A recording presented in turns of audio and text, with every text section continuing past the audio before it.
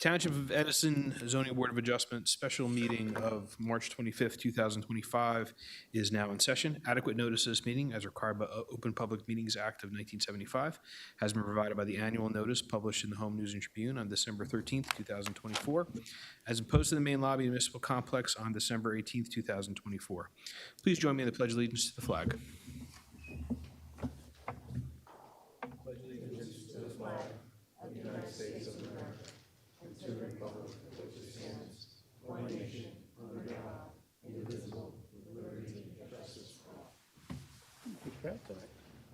Madam Secretary, roll call, please. Mr. Rivera? Here. Mr. Bignell? Here. Ms. Shaw? Here. Mr. Ayotte? Here. Mr. Johnny? Here. Mr. Chhabra? Here. Mr. Cerrito? Here. Mr. Schneider? Here. Mr. DeVay? Here. Mr. Siddhartha? Here. Vice Chair O'Gorman? Here. And Chairman Kamba? Here. Thank you. First, I'd like to welcome Mr. Johnny to the board as our new second alternate. Congratulations and welcome aboard. We look forward to working with you. All right, Madam Secretary, minutes for consideration. Minutes of March 18th, 2025 for approval. What's the board's pleasure?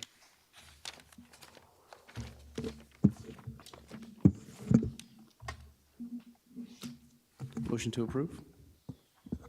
Motion approved. Motion made by Mr. Cerrito, second by Mr. Johnny. Roll call, please. Mr. Chhabra? Yes to the motion. Mr. Cerrito? Yes to the motion. Mr. Schneider? Yes to the motion. Mr. DeVay? Yes on the motion. Vice Chair O'Gorman? Yes on the motion. And Chairman Kamba? Yes on the motion. Thank you. Madam Secretary, resolutions to be adopted. First resolution. Z21, 2024, Dada Bhagwan Vigan Institute for approval. Make a motion to approve Z21-2024. Second. Motion made by Vice Chairman O'Gorman, seconded by Mr. Cerrito. Roll call, please. Mr. Chhabra? Yes to the motion. Mr. Cerrito? Yes on the motion. Mr. DeVay? Yes on the motion. Mr. Siddhartha? Yes on the motion. Vice Chair O'Gorman? Yes on the motion. And Chairman Kamba? Yes on the motion. And then we have Z22, 2024, Congregation of Israel for approval. What's the board's pleasure? Make a motion to approve Z22-2024. Second. Motion made by Vice Chairman O'Gorman, seconded by Mr. Siddhartha. Roll call, please. Mr. Chhabra? Yes to the motion. Mr. Cerrito? Yes on the motion. Mr. Siddhartha? Yes on the motion. Vice Chair O'Gorman? Yes on the motion. And Chairman Kamba? Yes on the motion. Thank you. Thank you, Madam Secretary. Good evening, ladies and gentlemen. This is a special meeting of the Township of Edison Zoning Board of Adjustment. The board is composed of Edison Township residents appointed by municipal council who volunteer their time in service to the board. The municipal land use law requires that members successfully complete a land use training course administered by the New Jersey Department of Community Affairs. This board also holds in-house training conducted by our board professionals. The zoning board abides by the provisions of the municipal land use law in addition to our board's bylaws. The zoning board is a quasi-judicial land use board, which differs from the township planning board. Under the municipal land use law, board members are required to be impartial and are not allowed to discuss any case prior to being considered at a hearing. All applicants will have the opportunity to present their case before the board, along with the opportunity for board members and board professionals to question the applicant and their witnesses. At the conclusion of the applicant's presentation of their case, the case will open to the public. Residents within 200 feet of the subject property will be heard, followed by residents from outside of 200 feet. All residents will be sworn in, they'll provide their name and address, and they'll be given 6 minutes to comment on the application being considered without the opportunity for rebuttal. Residents may ask questions of the applicant's professionals, and board professionals. The board requests that these questions are asked prior to any commentary being made on the application. Once the commentary begins, the resident's timer will begin. The applicant will be allowed the opportunity for cross-examination of their witnesses. Under the law, the chair is allowed to stop any commentary which is repetitive or an attempt to filibuster the board. Further, the chair is allowed to stop any commentary that is irrelevant to the case or prohibited from the board's consideration. Once the public portion is closed, all public comments are ended unless new testimony is presented by the applicant. Following the closure of the public portion, the applicant will have the right of summation on their application. Following summation, the case will go to the board for decision. This procedure has been followed by the board and is similar to the procedures followed by boards of adjustment statewide. The municipal land use law requires the board to engage in a balancing act. It is not required to strictly apply township ordinances, zoning plan, or master plan. As a board of adjustment, variances are granted when appropriately necessary, following all legal considerations. As has been the case with prior boards, this board will see where we are at if we are still in session around 10:30 p.m. I ask that all applicants, professionals, and residents show respect to each other and be civil throughout all proceedings. I ask that you withhold applause, booing, or interrupting anyone while they are speaking. The chair will not tolerate any outbursts by applicants, professionals, or the public. Further, since most cases are being recorded by a court reporter, I ask that speakers do not speak over one another. Madam Secretary, first case on the agenda, please. Case number Z1 2025, Chirag Patel at 17 Parkerson Road. Applicant is seeking bulk variances to construct an attached garage to the existing single-family dwelling. The following standards have not been met. Building coverage required is 23%, proposed is 25.69%. Both side yard setback required is 18 feet, proposed is 13.15 feet. Affected property is located in the RB zone, designated as block number 1121, lot number 13 on the Edison Township tax map. All notice and paperwork is in order. You gentlemen can take the table over here, please.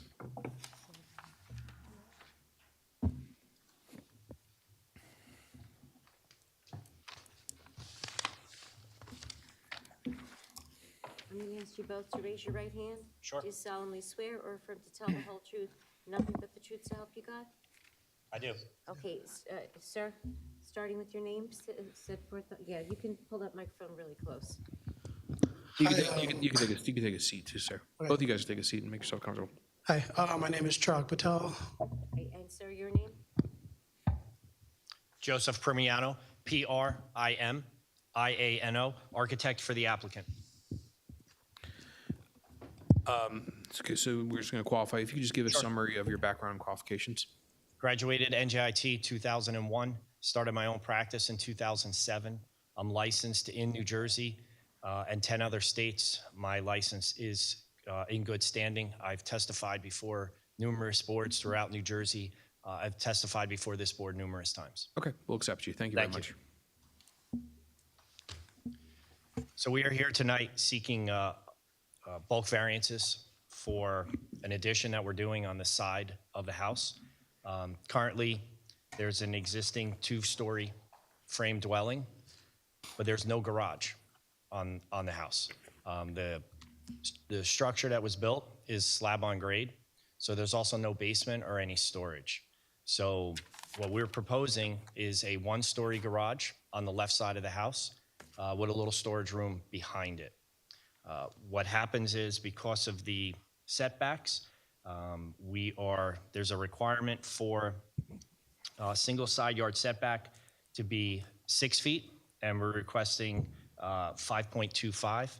Then there's a combined side yard setback of 18 feet, and we're requesting 13.15. The other variance that we're also seeking is for building coverage. The building coverage is allowed to be 23%, currently is 20.88. We're asking to exceed that a little bit and go to 25.69%.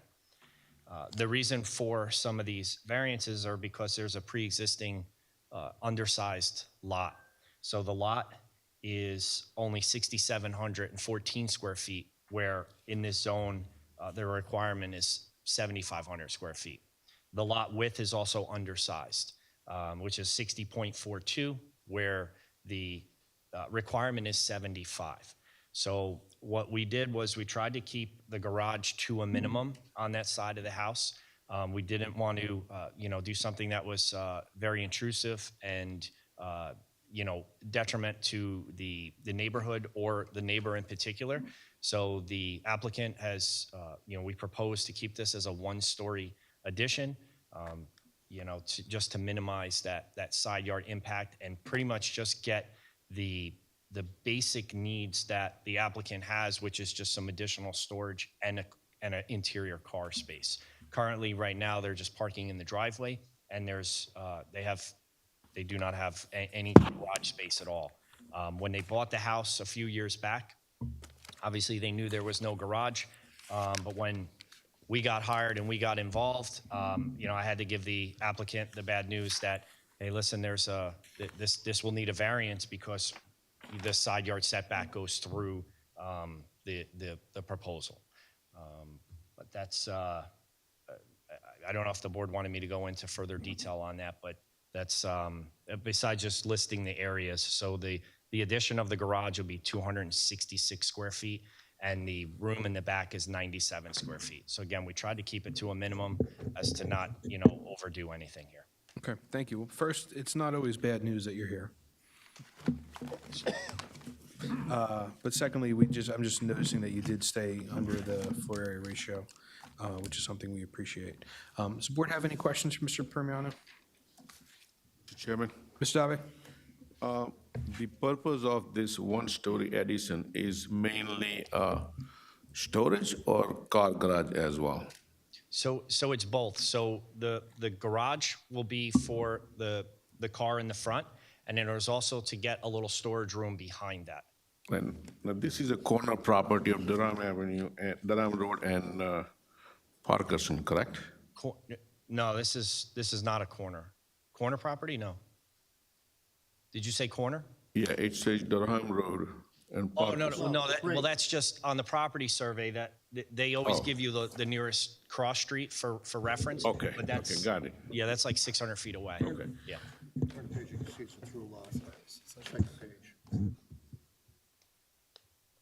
Oh, I see it now. Okay, so it is not a corner lot? No. Okay, and you definitely want to use as a car garage as well, not just storage? That is correct. Okay, right. Thank you, Mr. Chairman. Thank you, Mr. Dave. Any other questions from the board? Seeing none? Okay. Thank you very much. Do you have anything else to add, sir? That's it. Okay. Thank you. All right. So we will now go out to the public. Anyone within 200 feet of subject site wanting to be heard? If you're within 200 feet, you received a notice via certified mail. Anyone outside 200 feet wanting to be heard? Seeing none, can I get a motion to close the public portion? Motion to close the public portion. Second? Motion made by Vice Chairman O'Gorman, seconded by Mr. Schneider. All in favor signify by saying aye. Aye. Opposed, nay. The ayes have it. Public portion is now closed, and I'll go to the board. Mr. Chairman, Mr. Dave. I'll make a motion to approve this application. It is very de minimis request. It is not detriment to the neighborhood, not out of character with the neighborhood. There are no objectors. Second? Motion made by Mr. Dave, seconded by Mr. Schneider. Roll call, please. Mr. Chopra? Yes to the motion. Mr. Cerrito? Yes, yes on the motion. Mr. Johnny? Yes, in motion. Mr. Schneider? Yes, in on motion. the motion. Mr. DeVay? Yes to the motion. Mr. Siddhartha? Yes to the motion. Vice Chair O'Gorman? Yes on the motion. And Chairman Gamba? Yes on the motion. Unanimous approval. You see, you said it was bad news, it was good news. Good luck. Glad to see you guys Congratulations. again. Good luck. Thank you so much. All right, thank you. Have a good evening. You too. Madam Secretary, next case on the agenda, please. Case number Z35, 2022, amended, Edison 687 developers at 46 East Side Ave. Applicant is seeking bulk and use variances to amend the preliminary and final major site plan to modify the interior of the existing structure for use of additional restaurant occupant. Standards have not been met in accordance with the master plan. Affected property is located in the GBH zone designated as block number 172, lot number 1.01 on the Edison Township tax map. All noticing paperwork is in order. Good evening. Thank you. Good evening. For the record, I'm Donna Jennings in the law firm of Walent, Skolben, and Spitzer. On behalf of the applicant, as was correctly indicated, the applicant is here this evening seeking amended preliminary and final major site plan approval with a parking variance on property located at 46 East Side Avenue, identified as Block 172, Lot 1.01 on the township's tax map. As the board will recall, a resolution was adopted in 2023, which granted the applicant their original approval with use variance and parking variances to allow a city MD to operate at the site. The board also granted a parking variance to permit the applicant to have 38 parking spaces where 59 were required under the ordinance. And the board also granted variances for parking setback, number of loading spaces, buffer, and sign height. As a condition of that approval, the board required the applicant to return when it identified tenants for the remaining vacant space in the existing building. So all the improvements for the city MD are up. We're not making any changes to the actual building.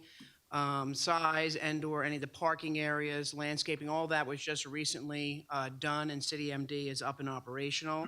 So we're here to identify the two new tenants. One is called Local Infusion, and there's an Indian restaurant. And in support of the application, we're going to call two direct witnesses, Matt Sharrow, who is the applicant's professional engineer and planner, as well as Andy Dravala, the applicant's traffic expert, to testify in support of the parking variance. I do have a representative of Local Infusion and a representative of the Indian restaurant, but Matt's going to go through their hours of operations, et cetera.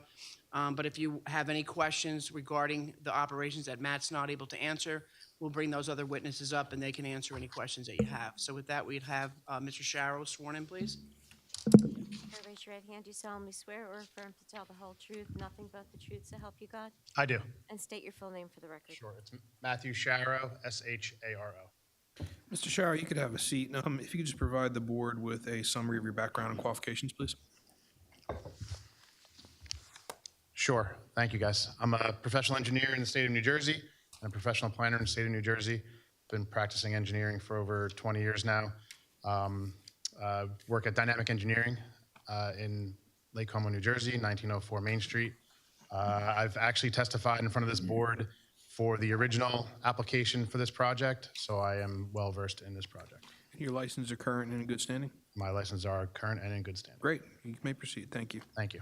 So, Mr. Sharrow, if you could, just for the record, the site plan here was prepared under your direction, correct? That is correct. And if you could describe the site and the surrounding site, if you're going to rely on any exhibits, if you could mark them into evidence, please. Sure.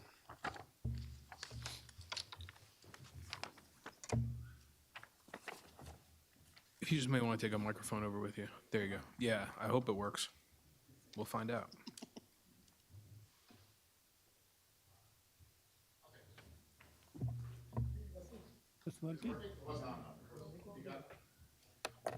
They just want to watch you walk back and forth.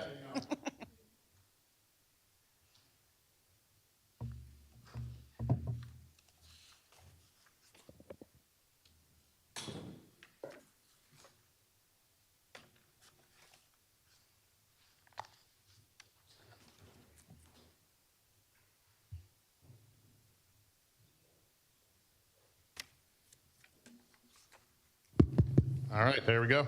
Great, thank you. All right, so I'll mark exhibit A1 as the aerial map exhibit. Is this an exhibit that was already submitted as a part of the application? It was submitted as the previous, in part of the previous application, not this current application, no. Okay. Do we have smaller versions, or are they attached, Rachel?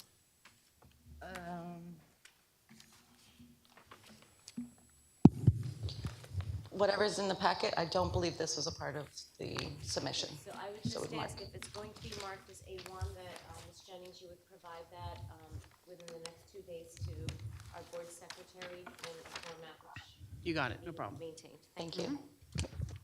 Thank you. So this is, in the center of this, this is prepared by Dynamic Engineering, entitled Aerial Map Exhibit with today's date, March 25th, 2025. So this is an aerial view of the property. In the center of the exhibit is the property, block 172, lot 101. I know it's a pretty far off exhibit. I'll get to a closer exhibit in a second. Basically, the surrounding uses: to the north is residential, to the east is a gas station, to the south is Route 1, and to the west is some more commercial and an existing shopping center.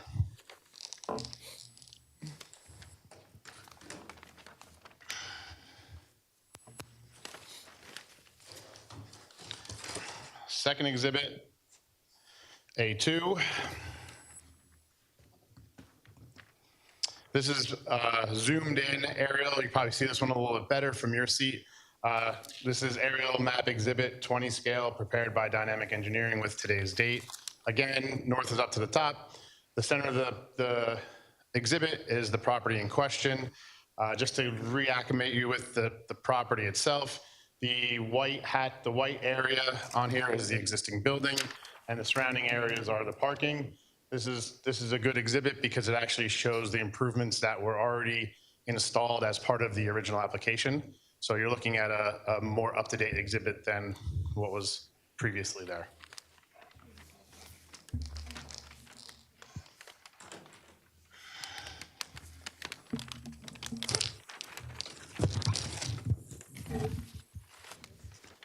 right, Exhibit A3.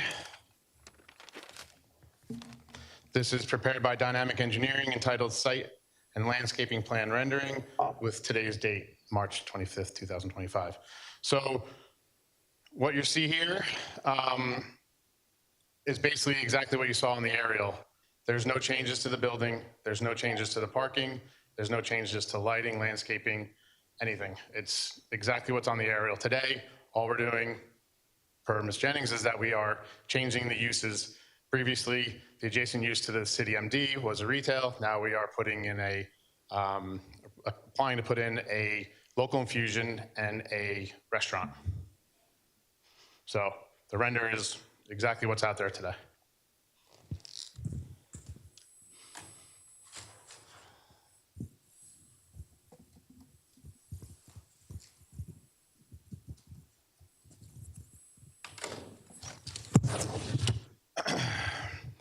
So this, I'll mark this as Exhibit A4. This is a black and white elevation of the building, front elevation of the building, created by Create Architecture and Planning Design. Essentially, on the right side, top image, right side of the exhibit is the existing city MD. Then in the middle, you'll have the local infusion. Then on the far left side, you'll have the restaurant. The facade that was previously approved is staying the same. Essentially, you're just adding a second sign for the restaurant. All of these exhibits are not a part of the application submission. Correct. I'm going to ask that all of them be provided. Absolutely, not a problem.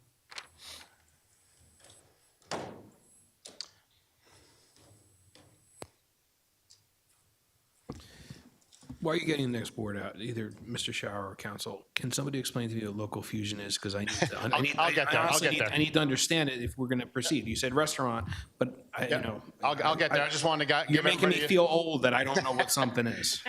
I'll get there. I just wanted to give you a lay of the land first to explain that nothing's changed on the site. There's no additional site improvements. Go through the architecture a little bit.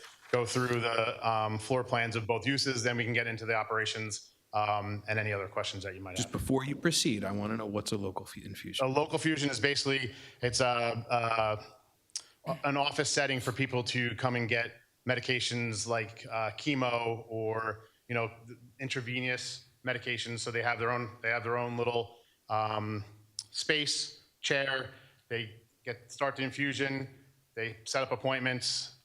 So it's all appointment based. There's a couple of nurses that are in there at the higher times, but all in all, it's just a place for people to go to get their long-term medicines. Okay. Does that make sense? It does. You may proceed. Thank you. All right, so this exhibit A5? A5. So A5 is a pre and post picture of what the center used to look like versus what the center looks like in today's world right now with the city MD in action. So on the left side is before, where you saw the mattress furniture store, and then on the right side is the current view of the building.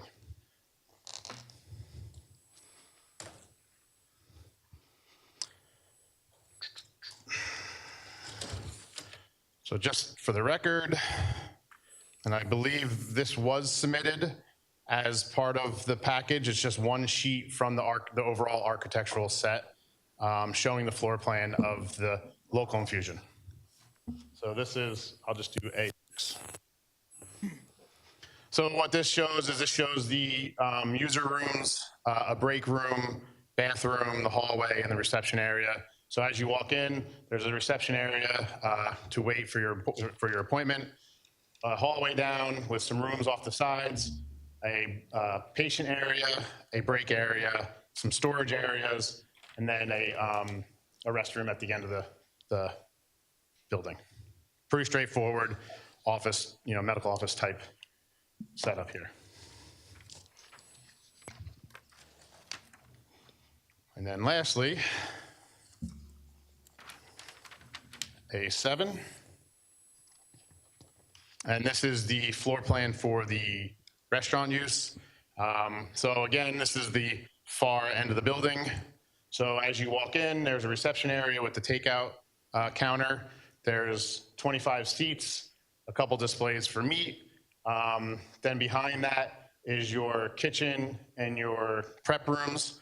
Then there's a long hallway on the right side of the building that leads you to the rear where the bathrooms are. So pretty straightforward for a smaller restaurant type use like this, with the kitchen in front, restaurant in front, kitchen in the middle, bathrooms in the rear.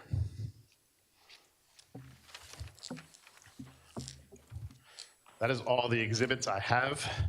So I will get a little bit into the operations, yeah, and I'll sit down for this, if you don't mind.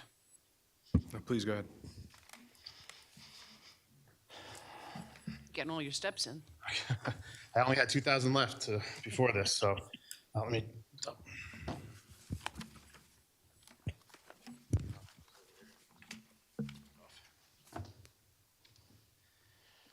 All right.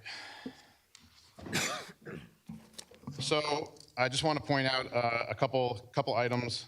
The City MD is now in operation. It opened its doors in October. Currently, it's running 8 a.m. to 8 p.m. As I stated, there's no physical improvements to the site plan at this time. All we're doing is changing out the use from a retail to the local infusion and the restaurant.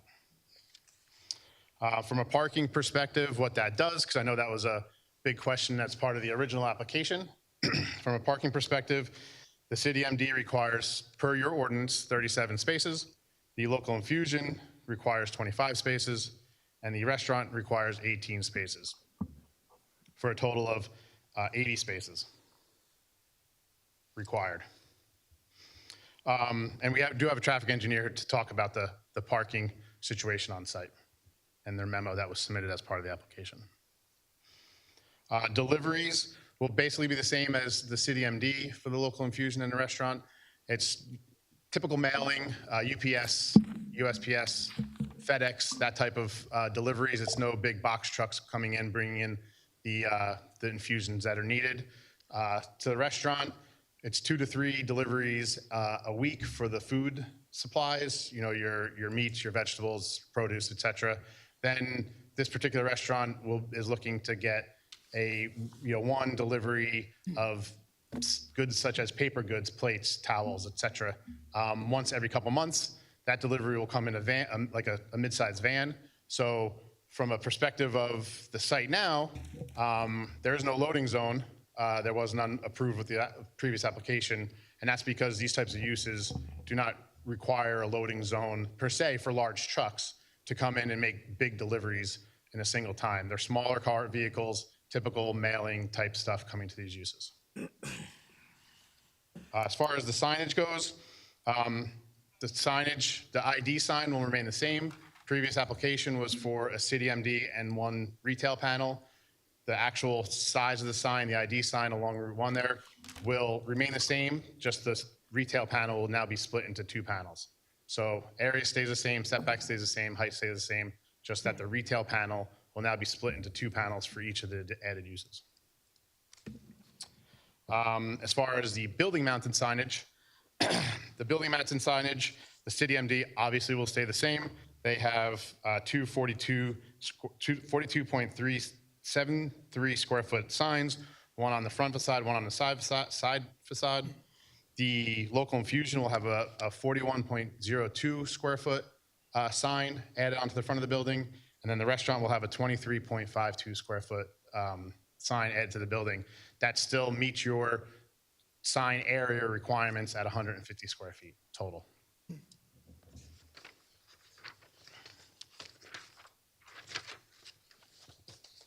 All right, so operations for the local infusion, local infusion, then I'll hit the restaurant. So basically, the hours of operation for the local infusion will be 8 a.m. to 8 p.m.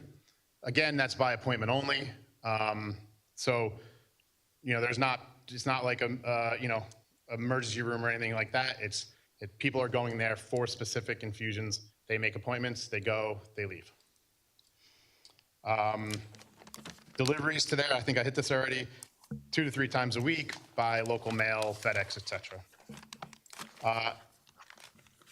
2 nurses are on staff at one time, so just 2 nurses with the patients. The nurses, just to clarify, the nurses are kind of a jack of all trade for this type of use. They are also doing the cleaning, the reception, taking out the garbage. So there's not another person doing that per se around the office on a given day. Typically, maximum patients at one time is 5, because that's all it allows for. There's no overlaps. They have a half hour in between, so 5 patients at a time. Treatments can take up to a half hour to 3 hours. And as I stated, there'll be a buffer of about a half hour between each patient. So with that said, the parking need for this type of use in our calculation is 7. 2 nurses, 5 patients, maximum. And I went through the architecture. All right, next on to the restaurant. Hours of operation for the restaurant will be 10 to 9:30, 7 days a week. The busiest times for this restaurant, obviously lunchtime is 11:30 to 1, 6:30 to 9. And as far as employees to the restaurant, there'll be 4 to 5 employees. There'll be a cook helper, restaurant or reception manager, a server, and a cleaner. And then this will be a takeout restaurant, so they anticipate 10 to 15 orders during the peak hour.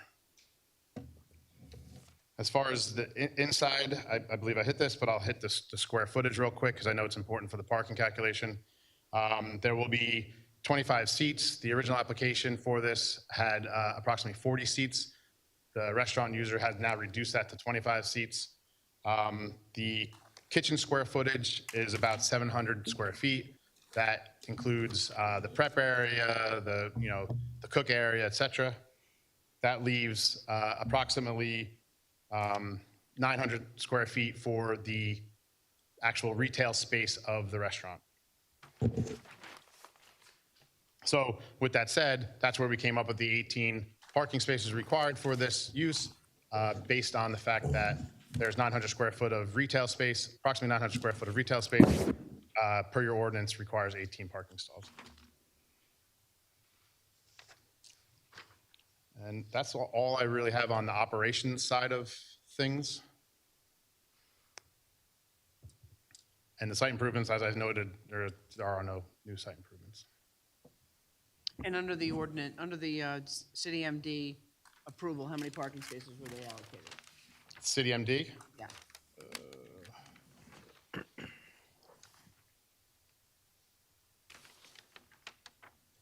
Hold on a second.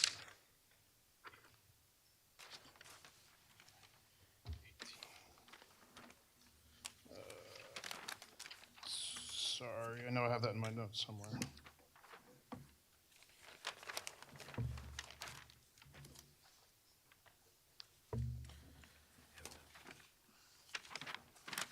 What's their,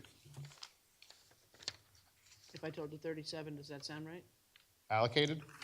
Required. Oh, required, sorry, you said allocated. And then how Yo, many? sorry, sorry about that. Yeah, required for the city MD per your ordinance is 37 spaces. Right, and what's the city MD demand? The city MD demand, I believe it was 9. I don't have that number. My traffic engineer has that number, sorry. Okay. Yeah, I won't confuse you. yeah, sorry, my traffic engineer has that number. And the local infusion, as I stated, 25 spaces, but the real demand for the local infusion is 7. Okay, that's all the direct testimony I have. Okay, thank you. I'll now go to the board. Any questions, Mr. Sharrow? Mr. Chair, Ms. Chhabra? I have a question for the applicant's engineer. Please. So just to confirm, there's no site improvements being made. Correct. And what are the total number of parking spots with this proposal as of today? Total number as of today. Shouldn't change, right? Yep, 59. No, yes. Okay. Sorry, nope, 38. 38. On your resolution for the city MD from January 17th, it says 44 are proposed. So is that a discrepancy? amongst those 6 parking spots? Probably the EV stations. Because originally you needed 59, you proposed 44. The variance was granted for those 15 spots. So now your current application is showing that you But that only have includes 30. the EV That station. includes the 7 EV stalls. Okay, Right, So we get credit for that. yeah. okay. So 7, it's the 44 with that EV credit. And currently have 38 total Correct. without the EV. No, the EVs were installed. Okay, 38 so with the EV credit or without the EV credit? With the EV credit. Okay, 38 are there today, right now. okay, correct. That's what's actually there. Okay, so it's a 42 parking spots, that's the variance that you're requesting essentially. Correct. Okay, it originally went from 15 to 42.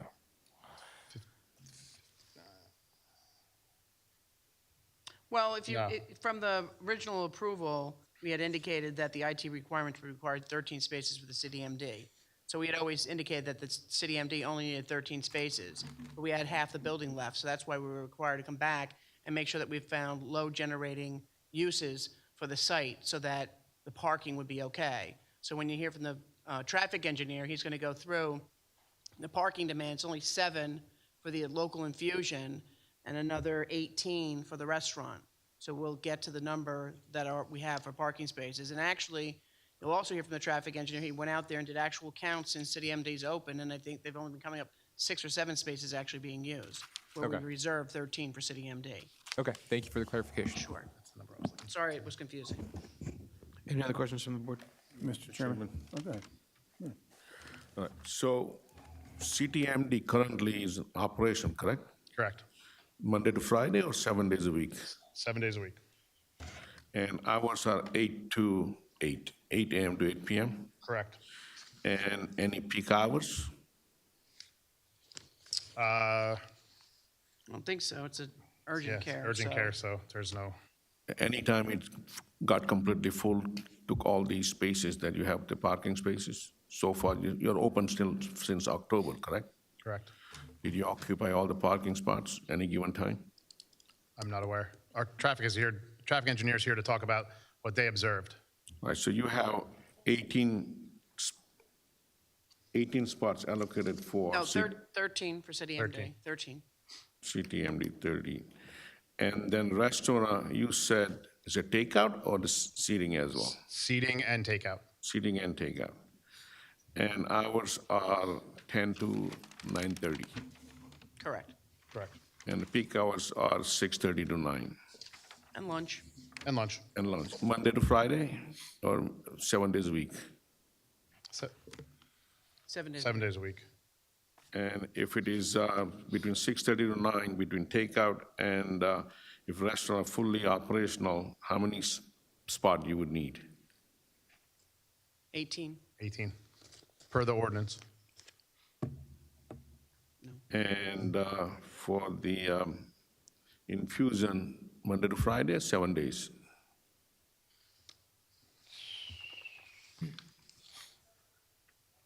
It's 7 days a week again, but it's like 6 days a week, Sundays only on special occasions for appointments, And Saturdays, hours are 8 to 1.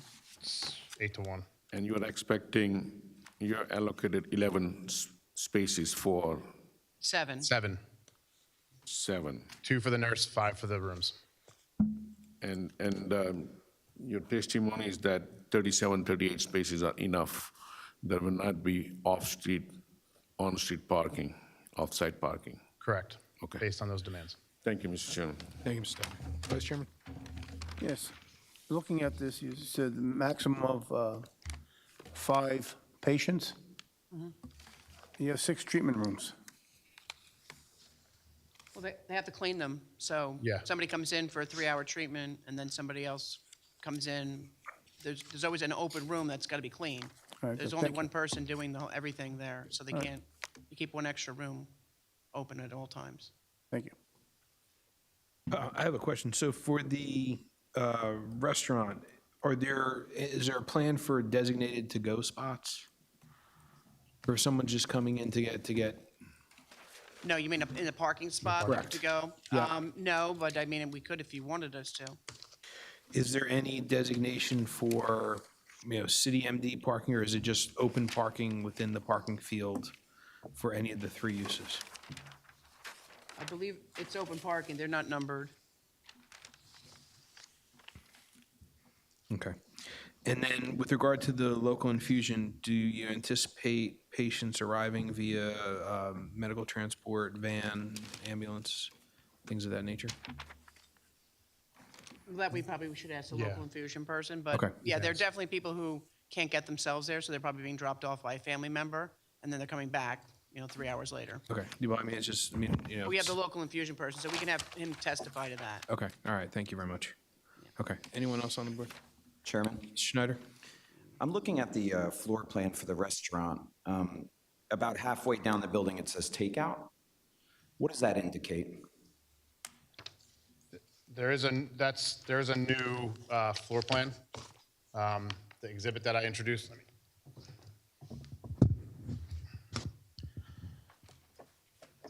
So the original floor plan had 40 seats. This new floor plan, per the exhibit A7, has 25 seats.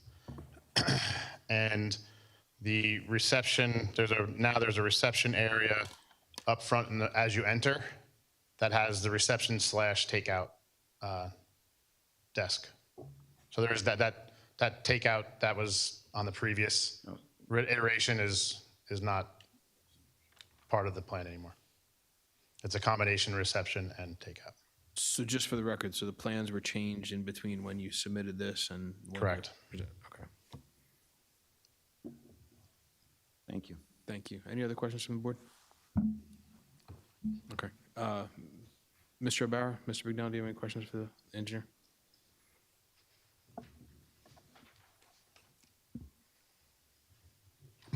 I'm waiting for you to go on. Mr. Chairman, we didn't review this application because it just came in and it was as a variance. But I would just suggest to the board that they have to just make sure that there's enough parking, that's all. There was always planned to have something in that section of the building next to the medical use. And I think this is a less intense medical use than I think what was proposed originally. Because it's just going to be infusion, that's like by appointment. It's not like a medical emergency where you're constantly getting patients and things and loaded in the waiting room, so. And there's no changes to the site plan that I can tell. Okay, thank you. There is one issue, and I'm not sure if this is the issue or this is the right application, but there was some concern about mature trees along the property line that are affecting the neighbor. I'm not sure if that's this application or not. I'm not in the office anymore, so I don't know if this is the one, but if it is, I think you may want to have them address that this evening. Maybe those trees may need to come down and they become good neighbors. So I just point that out to you. I'm not sure exactly if this is the one or not, but I was in the office on Friday and I believe this is the application. You are correct, Mr. Bignell, that there is a neighbor who has been complaining about the trees, and we're willing to go out there and trim them. We don't want to take these mature trees down. But perhaps we could trim them, and I don't know, maybe you can go out on the site and meet with the owners and. I spoke with the township engineer, and we weren't going to charge a penalty only because of the situation. I think it's growing, the one large tree is growing into his basement. The roots are growing into his basement, so I think that's a concern. I know that's not really your fault, but maybe you can work that out with them. You can solve a problem while we're here. Sure. We'll take a look at that. Okay, thank you. Okay, any other? Mr. Chairman, I have a follow-up question. The CTMD is currently operational. You do not have do you have a restaurant operator? Is the lease signed for the restaurant? Yes, there is a signed lease for the restaurant. And what about the infusion? Yes. And how long is the lease? Well, we could have somebody else come up and testify to that. I didn't see the leases myself. Mr. Chairman, I just want to make sure that if board approves this, if a tenancy is changed, they have to come back to the board again. Yeah, you could put that in the resolution of approval, just like you did the first time, and then we're back here because it was in the resolution. Okay. Thank you, Mr. Chairman. Thank you, Mr. Zave. Okay. Any other questions for Mr. Sharrow? Okay, all right, seeing none. Okay, so is it possible, can you produce the Representative from Local Infusion, just to get an idea. Sure. Thank you. Tom Hammer, come on up.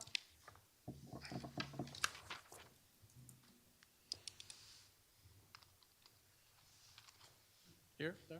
You could have a seat. Sit over here. They're going to swear you in first. Sure.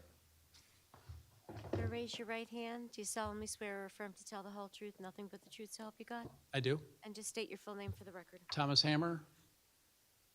And if you could, Mr. Hammer, just first, what is your relationship with Local Infusion? We handle their development and construction. We've been with them since they started back in, I think it was 2022 when I first met the owners. We've built over 15 to 20 projects. We have many in development now. I've been a contractor for around 40 years. I've worked in 38 states in the United States. And if you have any other questions, please. Yeah, no, if you Go could for it. just maybe explain, I know we attempted to explain what Local Infusion is, but if you could describe what that actually is. So local infusion is a alternative to getting care in other places, like many things are going outpatient. So they saw a need to treat patients for these diseases, that are being done in hospitals. And basically this gives the patients a more comforting, private experience. A lot of these treatments were done in hospitals and open rooms, and there's also a medical cost benefit because they're not getting charged with all the fees that a hospital would charge. And so every patient is an appointment. Depending on their treatment, they might come once a month, they might come once every 3 months. And as was previously stated, there's treatments are half hour to 3 hours, and they do need to prep a new room if there's another patient coming in. That's why they have that extra room. Did one of you had a specific question we didn't answer? So my question was, if you could just explain upon how patients will arrive. I understand, some will drive themselves, some may be dropped off by a relative, but do you propose any, medical transports, anybody in ambulance? None to my knowledge. I've not seen that, I've not experienced it. We do like to have a handicap accessible ramp, which is required by code, but there's no transport services that I'm aware of or seen in any of the locations. Okay, like that. thank you very much, I appreciate that. Does the board have any questions, Mr. Hammer? Okay, thank you very much, sir. Thank you. Okay, at this time, I'd like to call up our traffic engineer.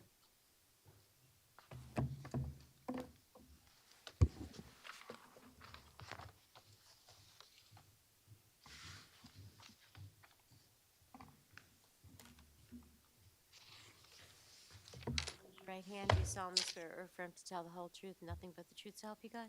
I do. And just state your full name for the record. Andrew Jaffola. And sir, if you could please provide the board with a summary of your background and qualifications. Sure. I'm a registered professional engineer in the state of New Jersey. My license is in good standing. I've been practicing traffic engineering for almost 18 years now, participating in the land development community, as a traffic engineer, reviewing parking requirements, traffic impacts associated with the projects. I've testified in front of boards throughout New Jersey, including Edison several years back, as well as New Brunswick, North Brunswick, South Brunswick, and several other counties throughout the state. Okay, we'll accept your credentials. Thank you very much. Thank you. And if you could, Andy, your office prepared a traffic memorandum and did a parking analysis with respect to the three uses to make sure that the site could handle all three of these uses together, correct? That's correct, yes, we And did. if you could just go through your findings for the board.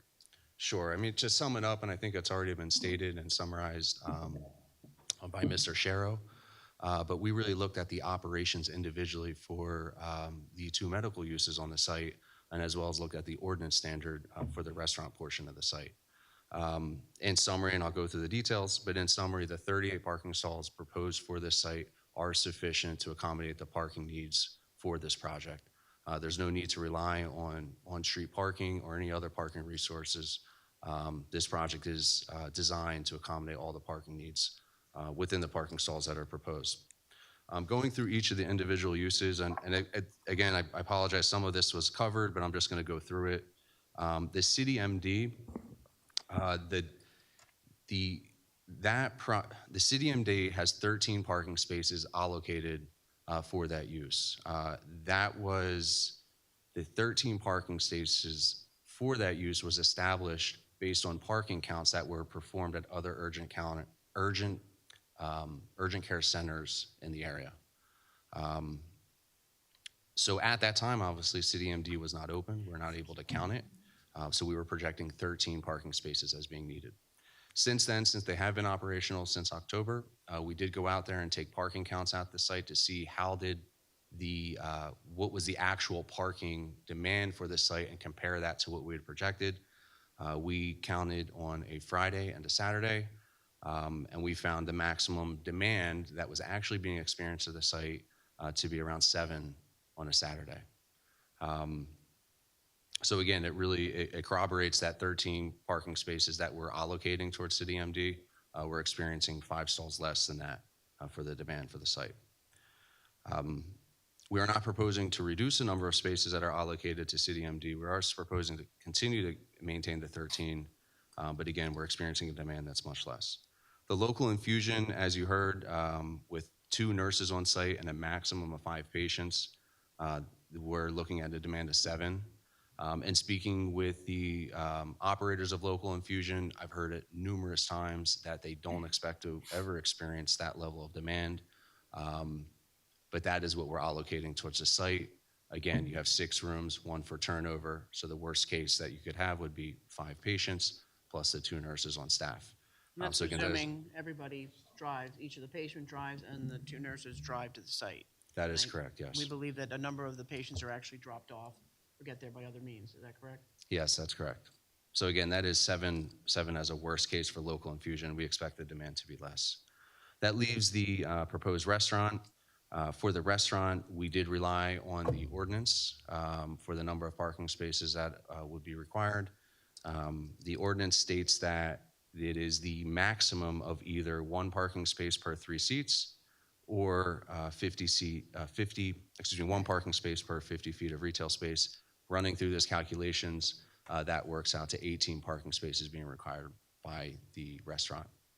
When you sum all of that up, again, using the conservative allocation of 13 for the City MD, the conservative assumption of 7 parking spaces for local infusion, and the 18 for the restaurant, that works out to 38 parking spaces being needed for the site, where 38 parking spaces are proposed. One other thing I'd like to just kind of discuss in the context of this. So this is already inclusive of kind of a worst case scenario for the City MD and local infusion. But what I haven't talked about is really the time of day when the peaks of each of these sites are really going to be occurring for the parking. You would expect the restaurant is typically going to have its peak parking demand on a Friday evening or on a weekend. And the local infusion, although they are occasionally open till 8 on the weekdays, typically they close their doors at 5. They have one weekday evening where they are open after hours as late as 8 p.m. For people that are getting off work and they need to get to infusion. And in speaking with the operator, that late day is always going to be a midday weekday. So that would be a Monday, Tuesday, Wednesday, or Thursday, not on the Friday when you would expect that restaurant to require potentially its peak parking. And same thing for the City MD. When we counted the parking stalls, we did, taking a step back to the local infusion. The local infusion, they, although you heard testimony that they would be open on Saturdays, just to clarify what that is and what I've heard from the operator, because we did ask that, is that they are opening on Saturdays, but there's really 1 Saturday a month, and that is open from 9 a.m. to 1 p.m. So again, those hours are outside of what you would expect the peak to be for the restaurant.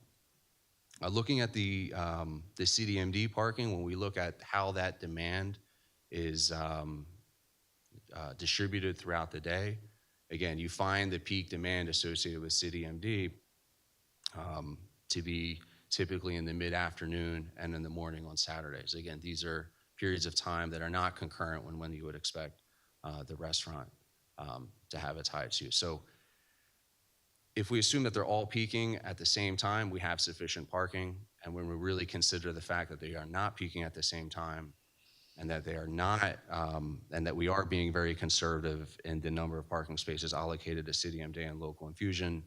Again, I'm more than comfortable that there's plenty of parking on site to support these three uses, looking at the individual characteristics.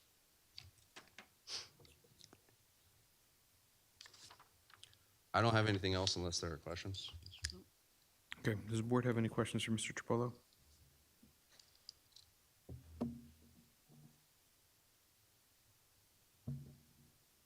Okay, Okay. At this time, I'd like to actually call back Matt Sharrow to put a little planning testimony on, because we Okay, are absolutely. seeking a parking variance in order for us to allow these uses on the site.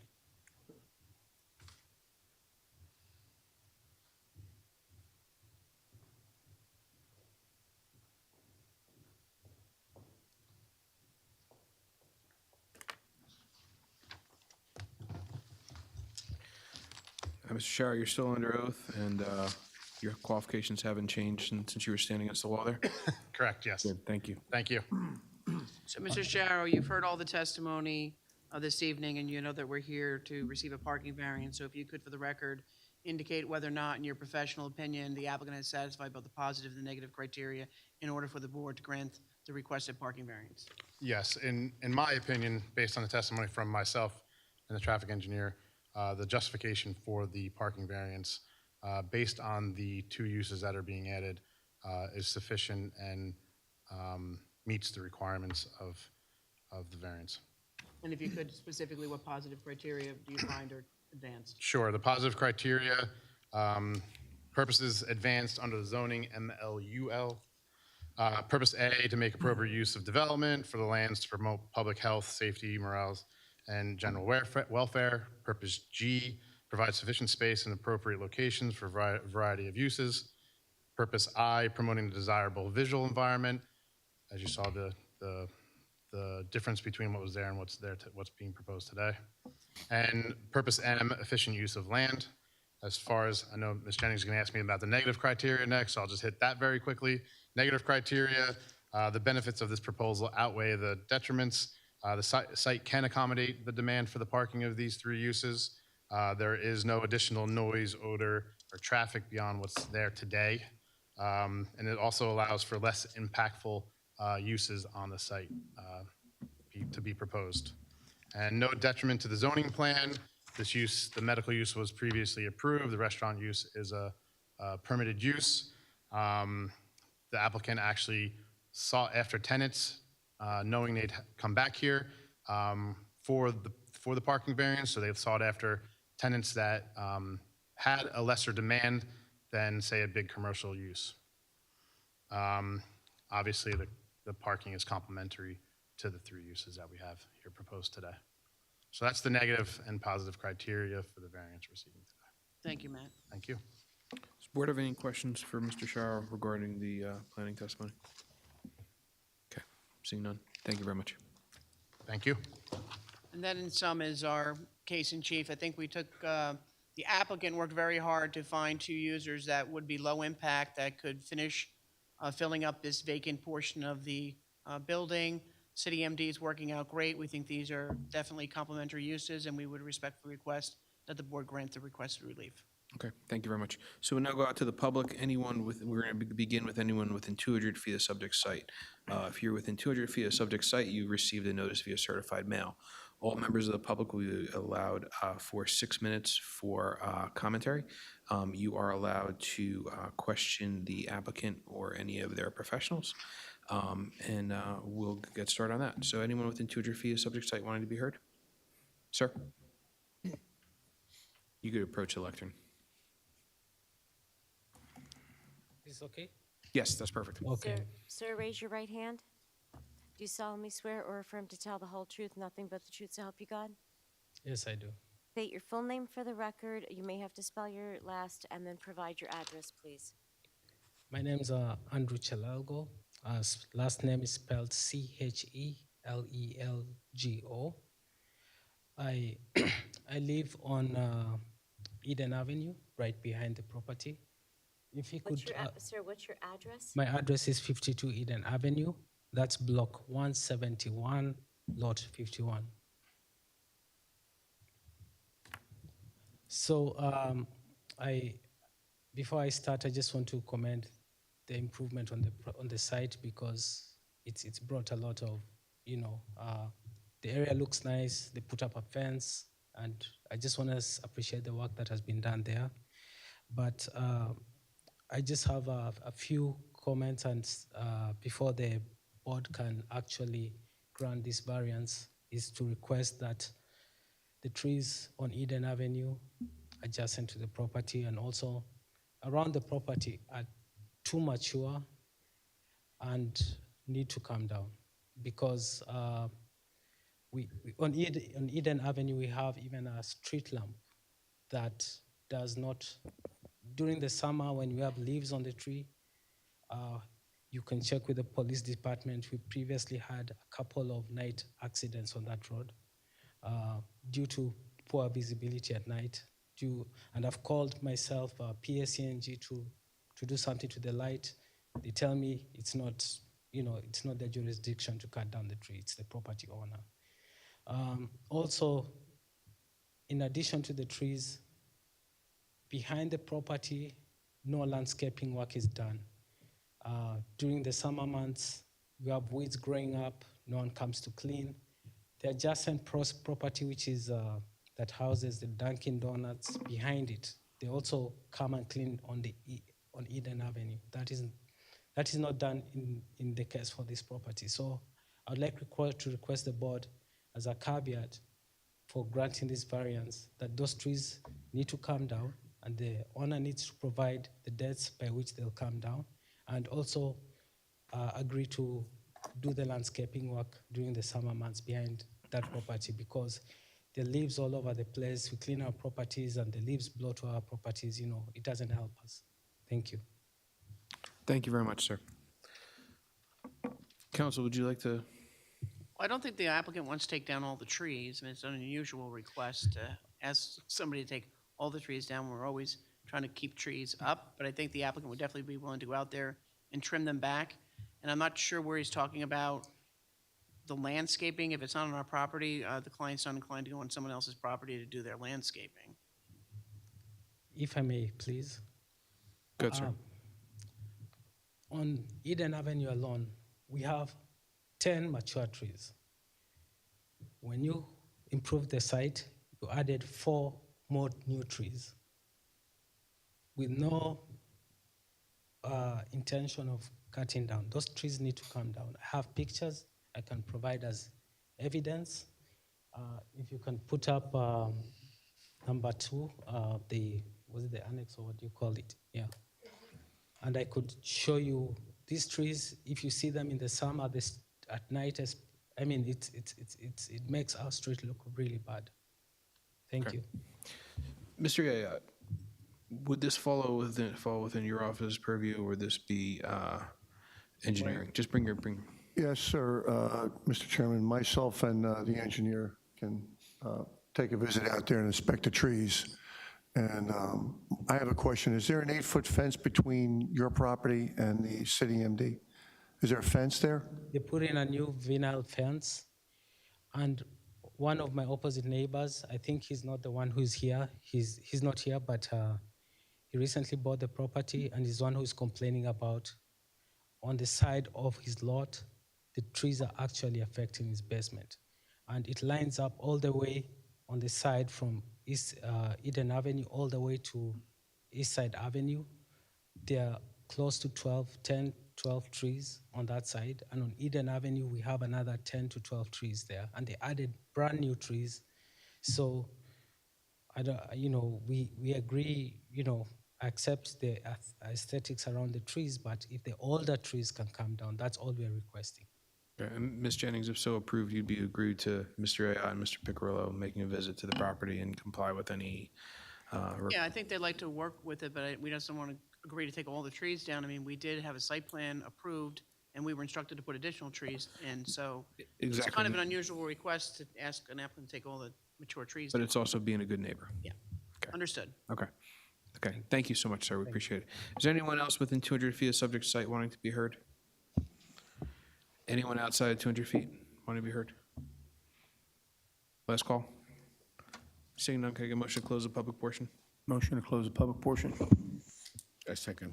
Motion made by Vice Chairman O'Gorman, second by Mr. Dave. All in favor signify by saying aye. Aye. Opposed, nay. The ayes have it. Public portion is now closed. And Ms. Jennings, if you have any summation? No, essentially, I think, as I indicated earlier, we are back here because your prior approval required us to come here. The applicant spent a lot of time trying to find the right tenants that would work with the parking that's on the site. And we think that we have the testimony to support the variance request, and we respectfully request that the board grant an approval. Okay. Thank you very much. So now I'll go to the board. Mr. Chairman, Mr. Dave? I make a motion to approve this application. The applicant has met all the negative and positive criteria. The site is particularly suited for the intended use, particularly the infusion is the less intense use. This motion will also incorporate all of the testimony of the applicant, attorney, planners, engineers, and members of the board. It will also incorporate the following conditions. The applicant agrees to come back to the board in case the future tenancy is changed, one or more. And applicant also agrees to have no car park on the street. Applicant also agrees to follow up with the suggestions that zoning officer would make after the walkthrough. I'm also going to add that since there was not, there had not been a police review, that a police review letter must be obtained prior to final compliance being issued. Do we have a second? Second. Motion made by Mr. Dave, second by Vice Chairman O'Gorman. Roll call, please. Mr. Chabra? Yes to the motion. Mr. Cerrito? Yes on the motion. Mr. Schneider? Yes to the motion. Mr. DeVay? Yes to the motion. Mr. Sadaha? Yes to the motion. Vice Chair O'Gorman? Yes on the motion. And Chairman Kamba? Yes on the motion. Great, thank you so much. Case Have a good approved. night. Congratulations. Okay, we're going to take a 5-minute recess before the next case.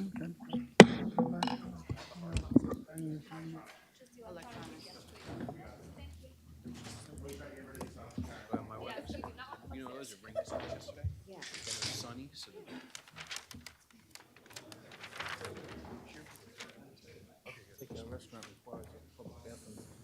Why break? It's 5-minute case. That's going to be long. No, it's not a huge public facility.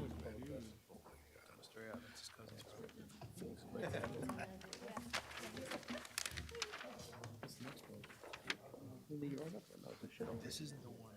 This isn't the one off. 1 second. South side. South side. Yeah, this is the one on. No. Yes. So they're single, right? So they're still gonna have that site.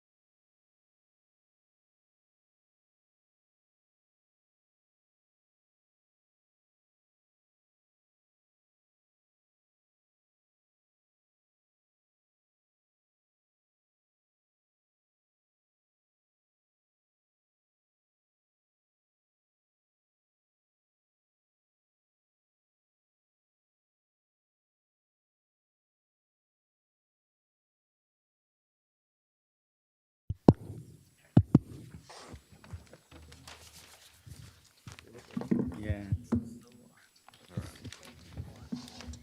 Can I get a motion to return to session? Motion to return to public session. Second. Motion made by Vice Chairman Gorman, second by Mr. Salato. All in favor, signify by saying aye. Aye. Opposed, nay. The ayes have it. Board's now in session. Madam Secretary, next case on the agenda, please. Case number Z3, 2025, Ultimate Collision Repair Incorporated, located at 280 Route 1. Applicant is seeking bulk and use variances along with minor site plan approval for the existing non-conforming use of the automotive repair. Standards have not been met in accordance with the master plan. Automotive repairs, minor body panel repair, and body workshops are not a permitted use in this zone. Affected property is located in the GBH zone designated as block number 337.08, lot number 1.22 on the Edison Township tax map. All noticing paperwork is in order. Good evening. Good evening, Chair, members of the board. My name is Thomas Garlick. I'm from the law firm of Murphy, Schiller & Wilkes in Newark. We're here on behalf of the applicant, Ultimate Collision, who is the contract purchaser of the property. So what's proposed before you is an owner-operated business. We're here tonight seeking site plan approval along with a D1 use variance for the proposed light truck repair facility at the property located at 280 Route 1 here in Edison, which on the tax map is block 337.08, lot 1.22. The property is located in the business, general business GBH zone at the intersection of Route 1, Woodbridge Ave, and Meeker Avenue, which results in a triangular shaped property. The property was previously, while the GBH zone does not permit the exact proposed use, small auto repair shops are permitted as conditional uses in the zone when operating in connection with the gasoline station. Here, because there's no gasoline station proposed or existing, because our proposed use extends beyond those services that are allowed under the ordinance, we're seeking a use variance. The property was previously used as a Mr. Tire, some of you may be familiar with, which based on their general services provided basic auto repair services, including brakes, mufflers, tune-ups, alignment, suspension work, and battery and general electric work on vehicles, as well as maintenance work like oil and other fluid changes, and of course, tire changes. Again, there's no gasoline station previously existing with the Mr. Tire operation. With the application before you tonight, the applicant proposes to occupy the existing building with minimal physical changes. Essentially, the applicant proposes to restripe the lot and relocate the dumpster. Mr. Tire had placed the dumpster, I don't know if this was permitted or not, but in one of the parking spaces, we're now proposing to move it to a corral that's on the eastern side of the building. Regarding the board planner's comments, which we've received as to lighting and landscaping, given that what we're proposing is a general change of use, we were not proposing any changes to either of those items. The applicant will operate a similar business out of the building from Mr. Tire, which we refer to as a light truck repair facility. Essentially, the applicant will provide appointment-only services to owners of electric vehicle delivery vans. These are going to be customers who own fleets of delivery vans. They're not going to be individuals. They're not going to be open to the general public. The typical van that some of you may be familiar with is the Rivian Amazon electric van that you may see on the road today. The applicant plans on working with other automakers of these EV vans and obviously other couriers, but that's just an example for the board's understanding. And I know I mentioned earlier that it's not open to the general public. There will also be no walk-ins. This is really just an appointment-only service. Applicant anticipates 3 to 6 employees at the location with hours of operation between 8 a.m. and 6 p.m. Monday through Friday, 8 a.m. through 4 p.m. on Saturdays. Typically, and I know I submitted a letter to the board that kind of outlined all this, but I just wanted to quickly summarize it as an opening. These EV vans may be on the property for several days. It's just simply awaiting parts and repairs. But I want the board to understand that these EV vans are most valuable when they're on the road delivering packages to customers. So the idea is really that these vans are going to be scheduled, arrive, and get serviced 1 to 2 days. There's an off chance that a vehicle may be on the lot for 1 to 2 weeks just because there's a delay in a part. There will be no storage of equipment on the outside of the property. Parts and any fluid will be disposed of properly with the appropriate disposal haulers. Apart from vehicles that may have some dents and minor broken pieces, like a broken mirror or a bumper, junk or totaled vehicles will not be on the lot. In terms of service, again, I provided the board with a letter dated March 14th, 2025 that detailed the anticipated services on the site. We know we're coming in for a use variance here. We wanted to be very clear and transparent as to what those services involved. And that was provided so that the applicant and the board are on the same page when reviewing this application. There's two categories of services being provided: mechanical repairs services, as well as some auto body. The mechanical work is basically going to mimic what Mr. Tyer has provided in the past at this location. There's not a dramatic change. One thing I will point out is that these EV vehicles do not require oil changes. So there will be no oil changes completed on site. Any fluids like coolant, antifreeze, to the extent that it's required, windshield washer fluid, will all be stored in a drum that's picked up and hauled away. But there's no concern as to oil on this location. In terms of the body work, which I know that the ordinance points out, this is, I'll call it light body work. In modern times, we're not required to do welding. There's not heavy work being done. The applicant uses what they call a paintless dent removal system, which they just adhere some tabs to the part of the panel that's dented. They use a tool that basically pulls that panel, that dent out, and they apply some Bondo to flatten out the dent. And they may apply some primer using just basically a spray paint can to the spot to secure it so that it can be taken off-site and painted. There will be no painting done at this location. Painting will either be done off-site, or if a panel is prepared off-site, it'll be brought in and then basically just applied to the vehicle. So basically, a fender may come off and a fender replaced. All work will be done indoors.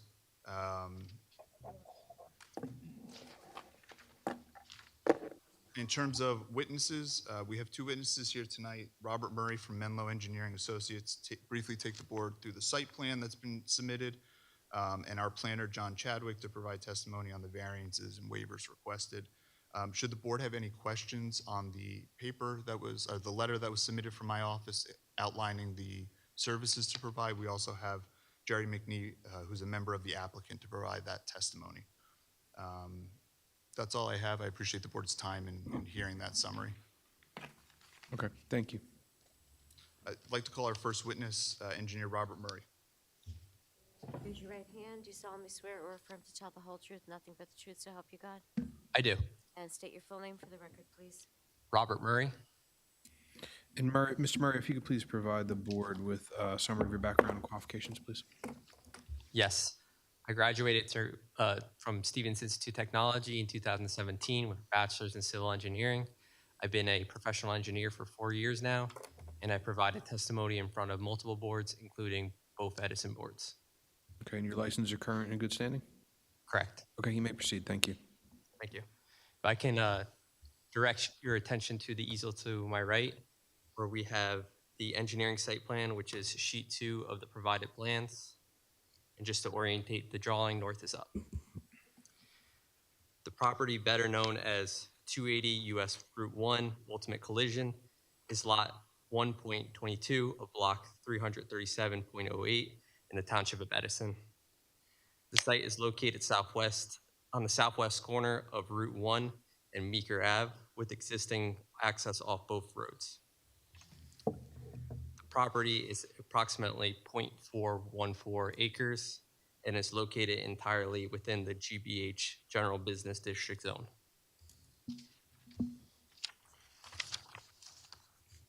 The site is surrounded to the north, east, and west by commercial uses and to the south by residential uses. As it exists today, the site is currently a 4,372 square foot auto repair shop. No site improvements have been proposed besides restriping of the existing parking. Circulation will remain the same. There are 15 existing parking spaces where 5 are required, and there are no changes made. The site plan is not considered a major development, so no stormwater management is required. Provided on the plan are the existing nonconformities, which include lot area, lot width, lot depth, front yard setback, side yard setback, parking setback to property line, and parking setback to building. None of these are changing. Waivers include a waiver for the lighting analysis, and as suggested by Hank McNell, waiver for the pipeline buffer and the tree replacement ordinance. I've had a chance to review the board professionals' letters, and we have no problem with addressing the comments subject to the requested waivers. Mr. Murray, if I could, just real quickly, is there a proposed location for dumpsters on this site? Correct. There is an existing dumpster enclosure on the east side of the building. And that's where the applicant proposes to place dumpsters? Correct. And the applicant proposes to use a private hauler for those dumpsters? Correct. That concludes my testimony. If the board has any questions. Okay, so we're going to go through the board professionals' reports. We'll start with the Delaware Route and Engineering. Mr. Bauer. Thank you, Chairman. Just a few questions. Can you clarify, you said it's an existing dumpster area or an existing refuse area, but you're proposing to put the dumpsters there. So I just want to be clear, what, is it a fenced dumpster area? Correct. We may be saying that, I'm sorry. Does it have self-closing gates? I believe there's a gate. Yeah, there is a gate. If it's a requirement for self-closing gates, we'll have to install that. We'd be Yes. agreeable to that. Okay. And I know it's an existing site. Can you explain how deliveries are presently handled? Proposed or existing? Both. I don't know if we have knowledge as to how Mr. Tire received deliveries, but the applicant's proposing basically UPS trucks that would, not UPS trucks, but small delivery vans that would be delivering parts. So like an auto parts wholesaler might be visiting the site with a small van, pull up, drop off the parts and leave. Okay. We're not expecting any large vehicles, large 18-wheelers that are doing major deliveries or anything like that. So it's like an SU-30 size vehicle, okay. And what are the hours of operations of the facility? Monday through Friday is too many papers. 8 a.m. to 6 p.m. and Saturday is 8 a.m. to 4 p.m. Okay. I think that's part of one of the things we were looking at, and echoing Mr. Bignell's comments, was regarding the lighting. We didn't see anything on the existing site there now, and it does get dark prior to 6 p.m. So I don't know, we might want to look at the lighting meeting the current ordinance. So I believe there's, and correct me if I'm wrong, there's 5 wall lights on the existing building. Mr. Carl, can you bring the microphone, either sit closer or bring the mic? Okay, there you go. I apologize. Thank you so much. Yep. There's wall lights on the building, which the applicant planned on utilizing and keeping on, to Yeah, we might need a little bit more information to see what sort of light levels are being provided on site now, just to make sure that keeps the area safe. Okay, we could.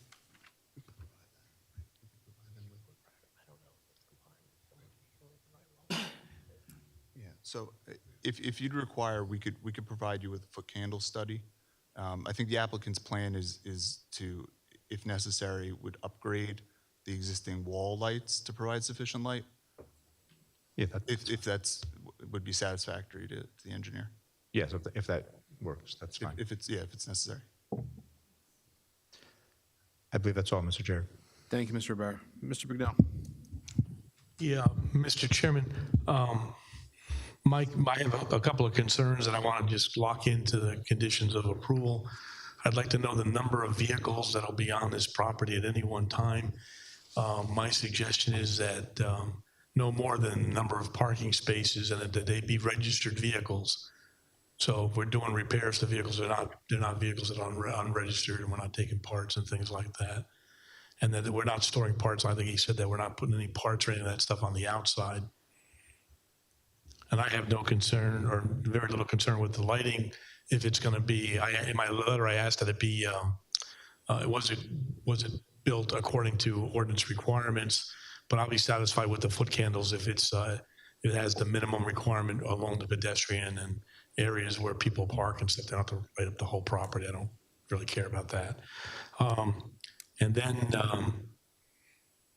the landscaping. When we had our TRC meeting, this is an existing facility, but I went out there after the fact, and the landscaping is in very poor condition. It wasn't maintained very well.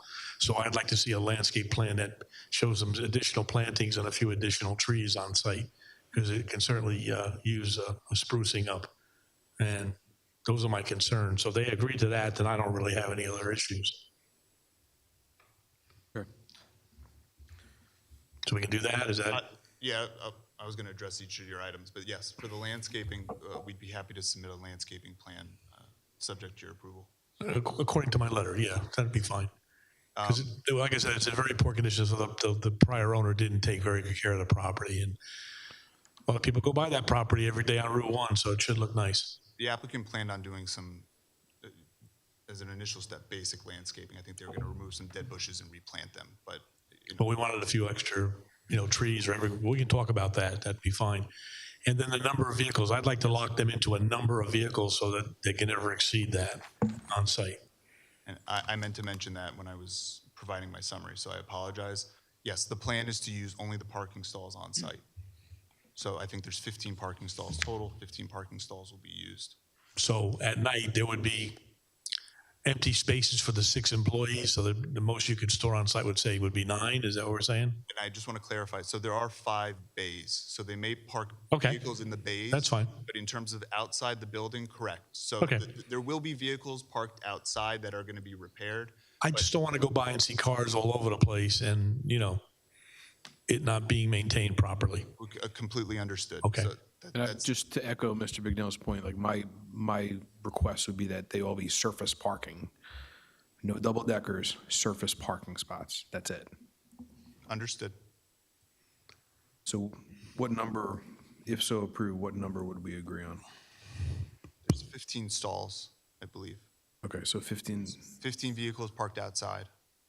Well, no. To the planner's point, right? There'd be 15. Less the number of employees. So Yes. 15 vehicles less the number of employees at the site. So we're looking at 9 parking. Any more than 9 at night or around 10, that would be a maximum outside. 15, well, in the event that we've represented that there's usually 3 to 6 employees on site on a given day. So it might flux a little bit. But Well, you may have a customer show up too. So I'm talking about when you open up in the morning, there has to be a place to park those vehicles when your employees get there. Yes. So those spaces need to be open. So you can park 9 outside and still have 6 to park your employees. Can I represent that there be sufficient parking so that there's sufficient spaces for the employees to park? Not if you want this board to approve. We're going to land on a number. Yeah, we need a number because we went through this over in a different facility and that wasn't the case. And so I'm not, I'm a pretty trusting guy, but. Yeah, and I'm not trying to play games. I'm just, because I gave you a range of employees, I just wanted to make sure we were clear on what that number is. So that's all I'm trying to do. Well, we're giving you have a maximum of 6, right? 6 employees? Yes. Yeah. All right, so there's 9 spaces outside and you got 5 spaces inside. You're still parking 14 vehicles on the property. Yes, fine, we're fine with that. Okay, but that should be on the conditions of approval, an exact number. So when Mr. Ayad has to go out there and look, he knows. No more than 14 vehicles. Thank you, Mr. Bell. Mr. Bell, do you have anything? Go ahead, I'm sorry. Don't get confused. No more than 15 vehicles, but there has to be 6 open spaces at night. So no more than 9 vehicles parked outside every night. All right, so there's a place for the employees, a customer to pull up, so they can park and not block everybody else. Again, and then there's no parts, there's nothing left outside during the day. It's all inside the building.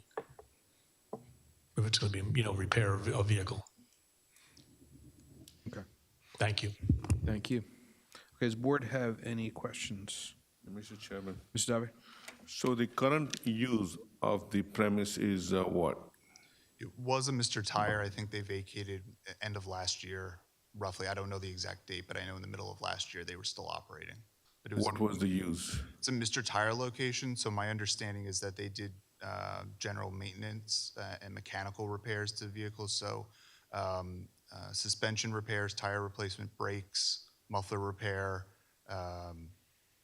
alignments, things like that. So that is part of the use that's being proposed by the applicant for these EV vehicles. Basically car, vans, SUVs, not trucks.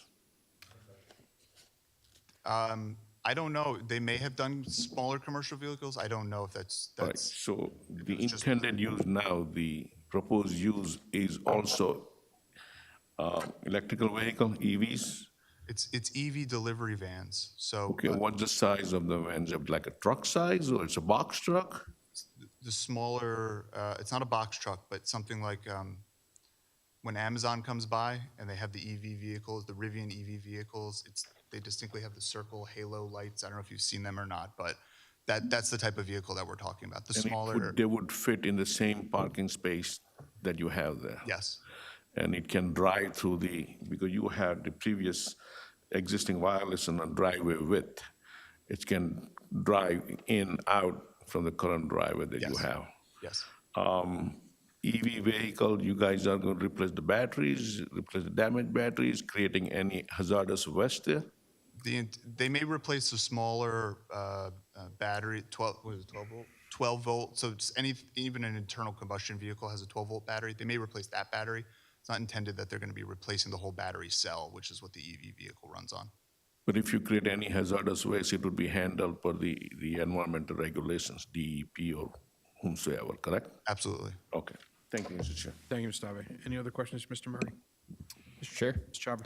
Chaba? So I know that the current Mr. Tire that was presently there did oil changes and such. What kind of environmental report do you guys have on the site in terms of contamination or such?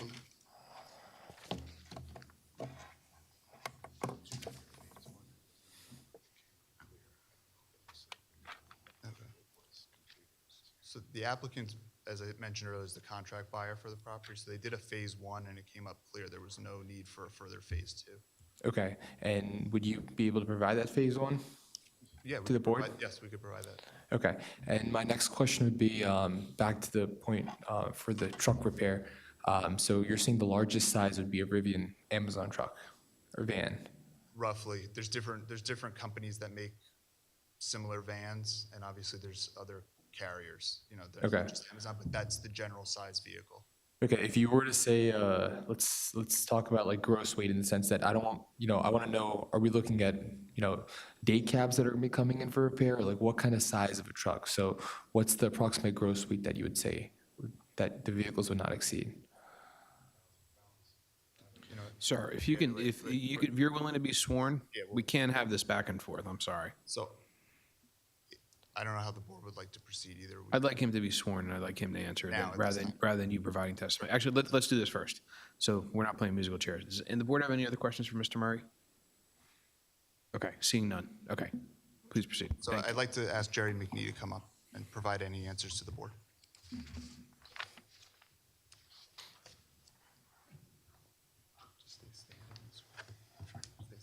There, raise your right hand. Do you solemnly swear or affirm to tell the whole truth, nothing but the truth, so help you God? I do. And when you sit down with the microphone, if you could just state your full name for the record. My name is Gerald McNee, McNee. Okay, Ms. Chauber. Yes, so what So, would- so yeah. you, Yeah, let him answer. Back to the point for the vehicle, the max size of the vehicle that'd be at this facility. so the max size, so Rivian makes a EVD 500 and 700.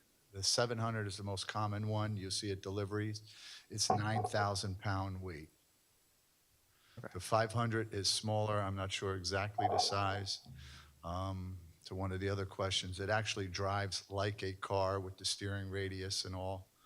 But that's the max size. That's the max size that would be operated. Yeah, 9 foot height. is the height of it. General Motors Bright Drop has a similar vehicle, although it's not as popular, but we are certified in General Motors Bright Drop as well. Okay. And do you plan on having any storage? You know, most I've seen common practices, people start storing stuff outside, storage containers, box truck, nothing's going to be used outside as storage, correct? No, sir. Okay. The building has a loft inside of it, so it has a sizable loft for any type of storage for parts. Okay, thank you. Okay. Any other questions for Mr. McNee? Seeing none? Okay, thank you very much. We appreciate it. Thank you. If there's any other further questions that come up, we're happy to bring up Mr. McNee to answer. We could always recall him, yes. Our final witness is John Chadwick, who is our planner, provide the testimony as to the grounds for the variances and waivers requested.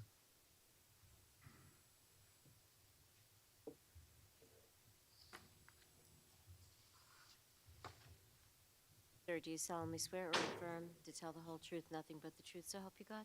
I do. And state your full name for the record. John Chadwick, Chadwick. And Mr. Chadwick, you appeared prior before this board. If you just please provide us with a summary of your background and qualifications. Rutgers graduate, Pratt Institute graduate, licensed professional planner for quite some time, represent municipalities and private industry for a long period of time. And your license are current and in good standing? Yes, it is. Thank you very much. You may proceed. Thank you, Chair. Mr. Chadwick, you've had an opportunity to review the applicant's application submissions Yes, and the board planner and the board engineer's review letters. yes.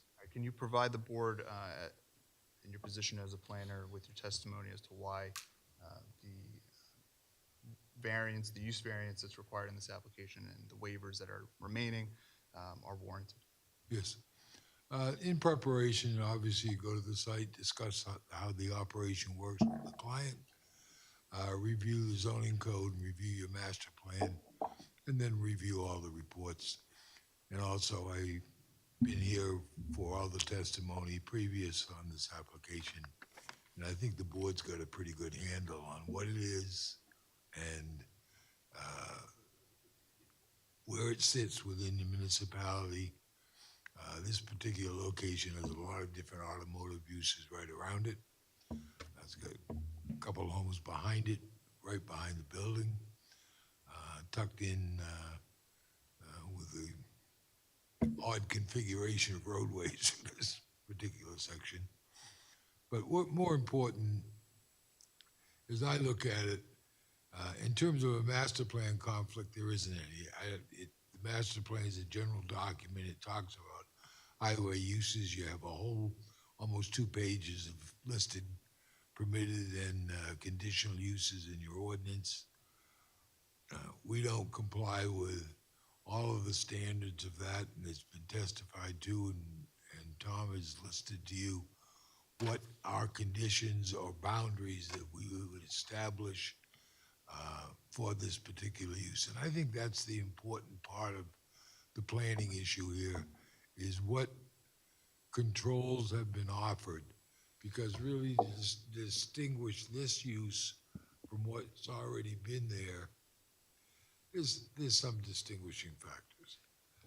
However, I think what's more important is the comments that Henry McNell offered. There'll be absolutely no outside storage of any parts or any containers, which gets to the basic maintenance or appearance of the site.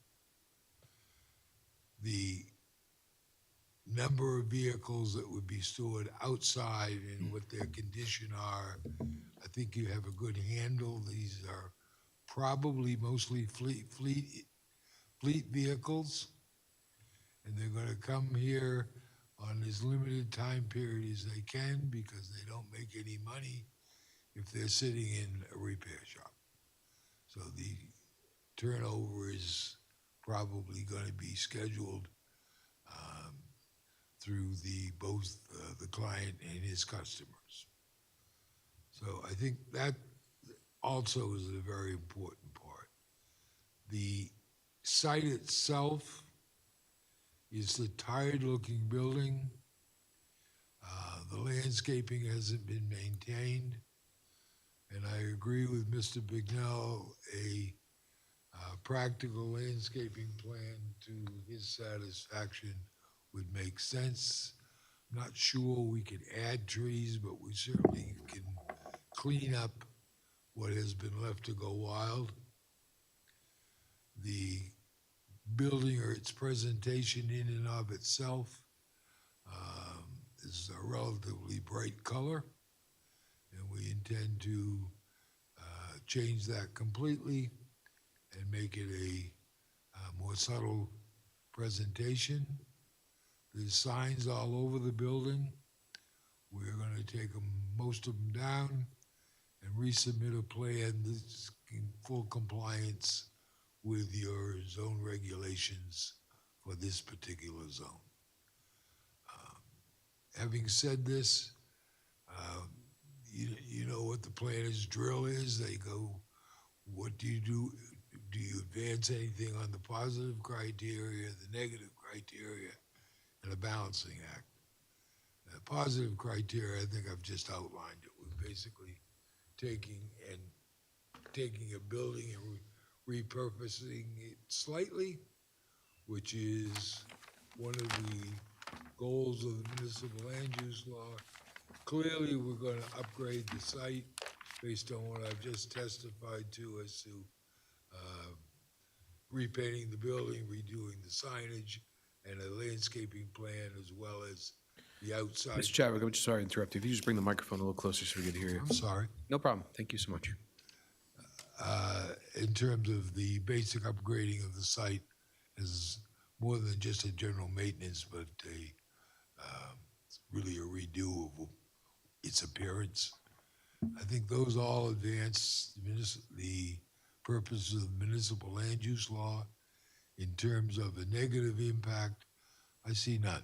I think we're upgrading a building that's let go be very tired.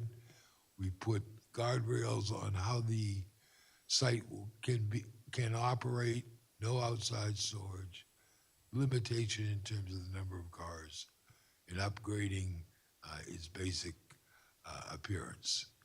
So I think all of those go to a support of the grant of the variance.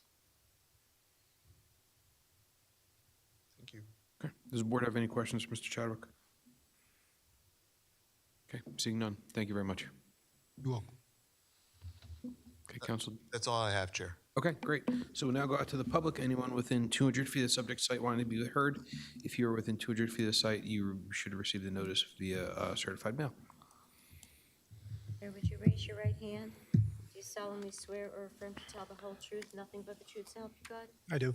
And if you could please state your full name, provide your address. Yes, it's Kenneth Cunningham, and I'm at 13 Meeker. You may proceed, sir. Thank you very much. Okay. So, I mean, I've been speaking before this board before when Mr. Tyre was going up, and we heard great presentations just like this, telling us how it wasn't going to affect our neighborhood and everything. And it's been anything but with all of the vehicles being dropped off right on Woodbridge Avenue in front of the dealership, not inside their lot like they said they were going to do. So I'm hearing a lot of things here that make me concerned. So I've spoken with all my neighbors, so I'm representing the neighbors from 6. Sir, the board cannot hear you representing anyone else. You're not Okay. an attorney, so you can Okay. only testify as to what you'd like Okay, the board perfect. to know. Okay? Perfect.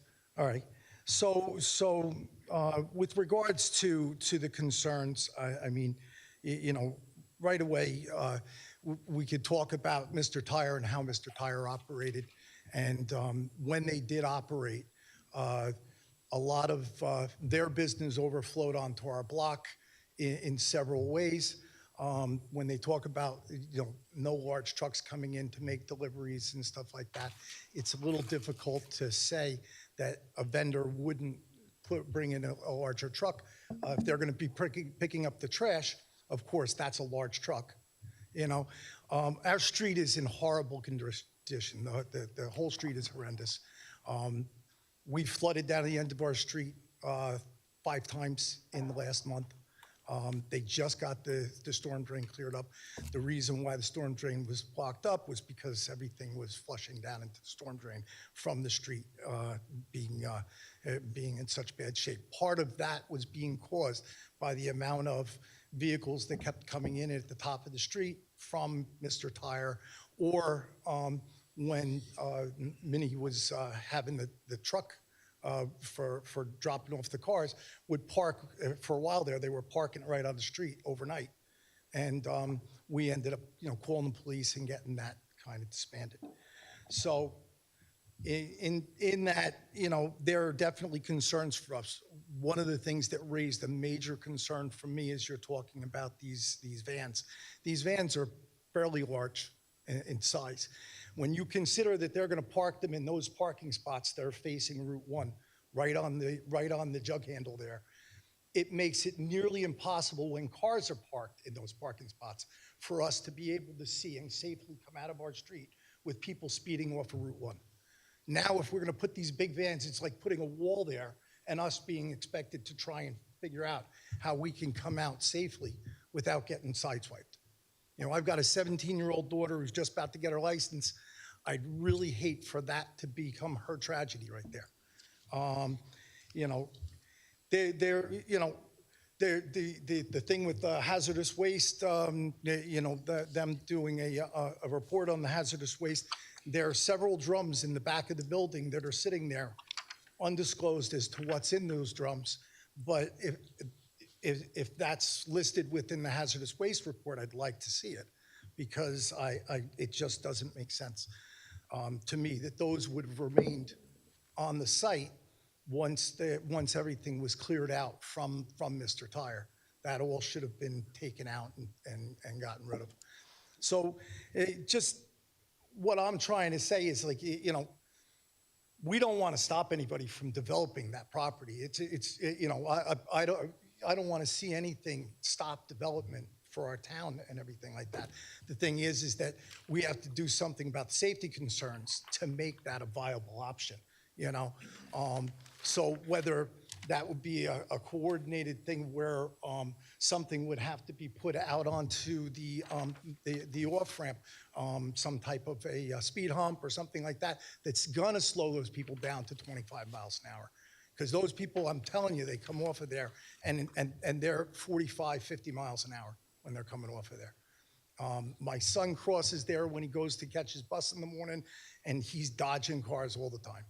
So, just on the safety concern alone, that's probably my biggest complaint there, is just how to make it a safer environment. I'm sure that you would agree that that's what you would want to bring, a safer environment to our neighborhood. We don't want to have it where it's going to be detrimental to us and cause us unnecessary risk. So that's probably, all. Let me just make sure I charted a couple of things down. And just in wondering about the configuration, I can just answer that question. When they did the overpass, all of those streets used to connect through to the other side of Woodbridge Avenue. Once they put the overpass in, it separated everything off. Those two streets, Lloyd and Meek, are both dead-end streets now. So we're kind of like, like you said, we're a little niche back there. We like our little bit of privacy back there. Kind of people forget that we're back there sometimes, which is not so bad. But just coming out of there, we want to be able to be safe when we come out. All right, so thank you very much. Absolutely. Sir, just before you go, so the Mini dealership, I was on this board when we approved it. So they're the hauler that delivers the vehicles, they're storing it overnight? They were. Once we called the police and the police got involved, they stopped storing it overnight, but where is it? As I could show you, right on the off-ramp, they're parking it right across the crosswalk that's supposed to be there for pedestrians. They're parking it right there and offloading when they're supposed to be offloading on their own property. And that's okay, that's current? This is coming off of Route 1 right here, right in front of Minnie. You can see this pickup truck is trying to avoid to get around the truck That's not the way it was supposed to be. Okay. As far as the landscaping, the only other thing was the landscaping is just asking that no landscaping be put in that's going to obstruct our view. That would be the other concern. Okay. Tim, can I have that photograph that you just held up? Sure. Because we're going to mark that as objector one. Absolutely. Oh, one. Why don't you ask him what date on that thing is? And then you could just head back to the microphone. I have another question for you. So the off-ramp where it's coming off there, that's Woodbridge Avenue, correct? That's Woodbridge Avenue, Okay, and correct. that's a county road, okay. Yes. So we have no jurisdiction over the county, we could I just understand. ask nicely, but you could also do so as a resident to ask. Listen, I completely understand, I live on a residential street that people race up and down every single day, and when it's school buses, Right. that really scares me. Right. So I hear you completely. Yeah, and on just, we've got little kids that get picked up by their buses over there and everything like that. So, the concern is really, if you've got all these spots filled, with these cargo vans, it really does create a wall where we're not able to see what's coming off of Route 1. Okay, all right. Thank you very much, we appreciate it. Thank you. Is anyone else within 200 feet subject to want to be heard? Anyone outside is 200 feet want to be heard? Seeing none, can I get a motion to close the public portion? Motion? Second. Motion made by Mr. Schneider, second by Mr. Cerrito. All in favor signify by saying aye. Aye. Opposed, nay. The ayes have it. Public portion is now closed. Mr. Garlick, do you have any summation? No, I've spoken enough tonight. I'm sure the board doesn't. I'm sorry, he was rustling papers in my ear. I couldn't hear you. I said I think I spoke enough tonight. I'm sure the board doesn't want to hear anything else Okay. from me. All right, thank you. So we'll now go to the board. Mr. Chairman, Mr. Dave? I make a motion to approve this application. The applicant has met all the negative and positive criterias. The site is particularly suited for the intended use, as the current use is auto repair shop.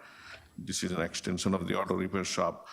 The use is not detriment to the public good or public safety. This motion will also incorporate all of the testimony of the applicant, attorney, planners, engineers, member of the board, as well as incorporate the following conditions as testified to. Number of vehicles at any given time will be no more than 9 outside in the parking spaces, and 4 or 5 may be inside. Applicant will also submit a landscaping plan, adding additional trees or shrub as required, subject to approval. Any hazardous material debris created by the repair of any vehicle, if any, will be handled according to environmental standards. Chair, I apologize to interrupt, but I just want to make a clarifying point as to the condition that was raised. The number of vehicles outside during business operations will be the 15 spaces. I think it's overnight. Overnight. There will be the 9 vehicles parked. I just want to clarify that because Yep. I had heard that it was only 19 Mr. outside. Chairman, I will amend the 9 overtime parking spaces. Yes. 9 overnight. Yep. Overnight. Second. Okay. Motion made by Mr. Dave, second by Mr. Cerrito. Roll call, please. Mr. Charbonneau? Yes, yes, I would also like to add something. I'd like to ensure that there's no outside storage for parts and materials, and I'd also like to say that if the sign is being replaced, that it be compliant with the zoning, and additionally, no employee parking outside on Beaker Avenue. Yep, we're agreeable to that. Mr. Cerrito? Yes on the motion. Mr. Schneider? Yes on the motion. Mr. DeVay? Yes to the motion. Mr. Siddhartha? Yes on the motion. Vice Chair O'Gorman? Yes on the motion. And Chairman Gamba? Yes on the motion. Unanimous approval. Congratulations. Thank you, everyone. Okay. Madam Secretary, any more business come before the board this evening? That'll be all this evening. Okay, can I get a motion to adjourn? Motion to adjourn. Second. Motion made by Vice Chairman O'Gorman, second by Mr. Schneider. All in favor signify by saying aye. Aye. Opposed, nay. The ayes have it. Board stands adjourned. Thank you, everyone. So it is electric. It's electric. Well, I looked at, and it's things that are from 2023 manufactured. It's the same law.